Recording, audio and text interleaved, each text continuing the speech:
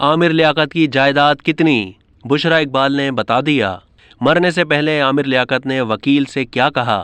سابق رکن قومی اسمبلی عامر لیاقت کی سابقہ اہلیہ سیدہ بشرا اقبال نے ان کی جائیداد سے متعلق ابہام دور کر دیے۔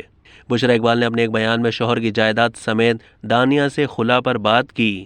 بشرا اقبال نے کہا کہ مجھے تکلیف ہوتی ہے جب لوگ ان کی دوسری اہلیہ طوبہ سمیت یہ لکھتے ہیں کہ میں بھی کسی جائیداد کے لیے آج یہیں کھڑی ہوں۔ انہوں نے کہا کہ عامر نے دوسری شادی کے وقت ہی اپنی ساری جائیداد بیچ دی تھی اور کچھ ایسا نہیں تھا جو بچا ہو۔ یہ بات میں بتانا نہیں چاہتی تھی، لیکن مجھ پر اتنی باتیں کی گئیں کہ مجھے کہنا پڑا۔ بشرا کا کہنا تھا کہ یہ سب میں عامر کی روح کو سکون پہنچانے کے لیے کر رہی ہوں تاکہ انہیں اور میرے بچوں کو بھی سکون ملے جو بے سکون ہیں۔ پوسٹ مارٹم بنتا نہیں تھا، یہی وجہ تھی کہ میں نے اور بچوں نے پوسٹ مارٹم نہ کروانے کا فیصلہ کیا۔ دانیہ کی عامر لیاقت سے شادی کے حوالے سے بات کرتے ہوئے بشرا اقبال نے کہا کہ دانیہ نے عامر سے شاید سوشل میڈیا کی وجہ سے ہی شادی کی تھی۔